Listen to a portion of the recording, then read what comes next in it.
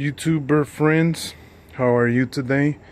I'm making this video because my window regulator on my 2014 Chrysler Town and Country kind of gave out, and I was looking for videos to help me get an idea of how to disassemble the door to get to the window, to the glass, to raise the glass up. And the only window that I found was a gentleman, or the only video that I found was a gentleman working on a Dodge Caravan, and he kind of gives he gives quite a bit of good information, except it doesn't really go into the details. So since I have my door apart, I'm kind of walk backwards with this, so be patient if you're watching this video. So what we're looking at here right now is the inside of the door. The older vans apparently had a real slim plastic film like, but these new Caravans have this this more tough housing. So the part that we're looking at is the exterior part, as though if you were to take your door panel off, this would be the next thing you would see. Obviously, here's the motor, and then you would have other components. Here's the lock actuator here, and I'm also going to describe to you or talk to you about some important pieces on the actuator when I flip it around, because the gentleman on the last video kind of spoke briefly about it, but unbeknownst to me how to take the clips off, I ended up breaking one. And if you're looking for the door knob, the door rod clip, you're not gonna find it. They're gonna try to sell you the actuator for like anywhere between $115 to $130. But I found a quick remedy. I hope it works. If it doesn't, y'all guys will probably hearing about this. But this is, again, the door actuator. It comes attached to this frame. It's one piece, so keep that in mind. Also, these 4 bolts right here are the bolts that hold the window regulator in place. And then these 3 bolts here that you see here are the 3 bolts that hold the motor to the actual gear on the other side. So I'm going to go ahead and flip this panel here, or this housing here, so you can see the opposite side. All right. Okay, so this is the opposite side here of the window regulator. As you can see, obviously brand new. The older one is down here. I'm going to show you where I have it. Here's the cable, and here's some more here down on the ground. Here's the actual gear.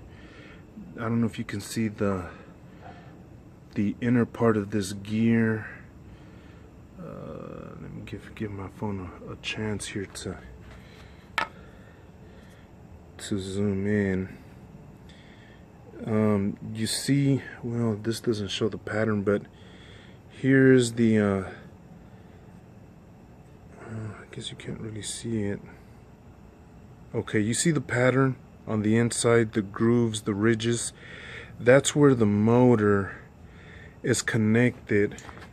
So this is the original gear, or the original cable wheel, and it's on the inside of this right here. Let me give my phone a chance to okay. So when you buy this, or when the piece obviously comes attached to the door, here's one frame here, and here's the other frame, and then you have this cable pulley system that does an X all the way here. And so as the motor turns the gear or the wheel one way or the other, it lifts and raises these.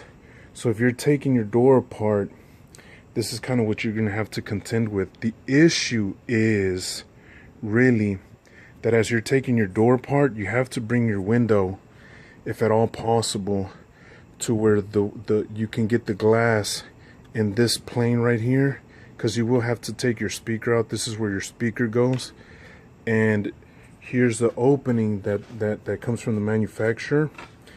And so this will allow you to unhook the window from the window regulator. And I'm gonna pause it real quick. We're gonna go look at the window real quick. It just slid down my door. I kind of had it propped up with a piece of wood, but I'm gonna show you how the window looks and where these clips are attached to on the window. All right, so we're here looking at my door on the Town and Country, 2014 Town and Country, and you can see the opening where all of that goes attached, and it's kind of a pain a bit, but it's okay. So these are the holes that I was telling you about right here on the glass. So the glass doesn't sit on a plate like a lot of them do. These have here's my finger right here perforating through. Let me see if my phone can ideally, I think it's gonna have a hard time because it doesn't have light. But anyway, so there's two holes here, and so those clips, if you're taking this apart, obviously, again, I'm working backwards here. You take the door panel off, and then with the battery still connected, you lower your window to the opening that's over here, and obviously your speaker is going to be over here somewhere. So you're going to remove the speaker, and you're going to open that opening, and you're going to release the glass. It's going to be a bit tough.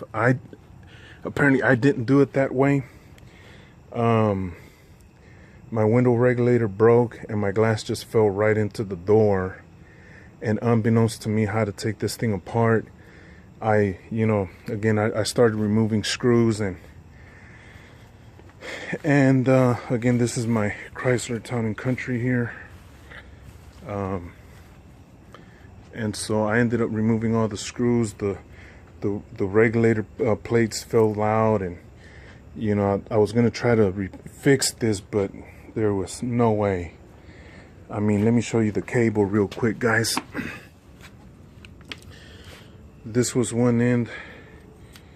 Let me see if you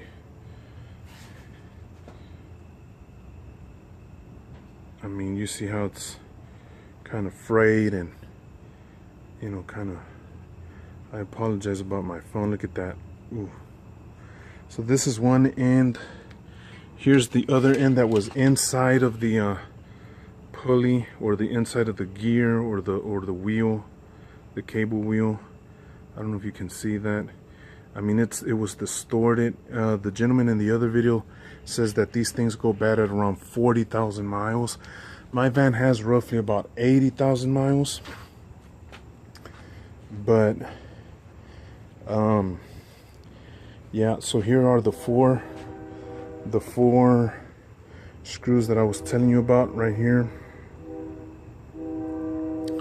Here's the other one right here, and then the three on the opposite side that hold the gear and the regulator, the motor and the regulator on the opposite side.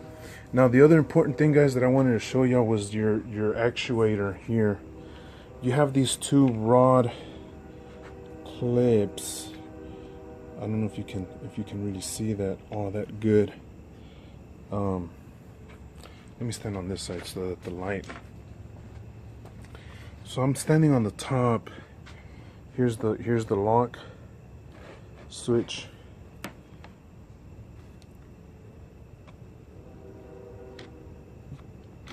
It's open, locked, open, locked.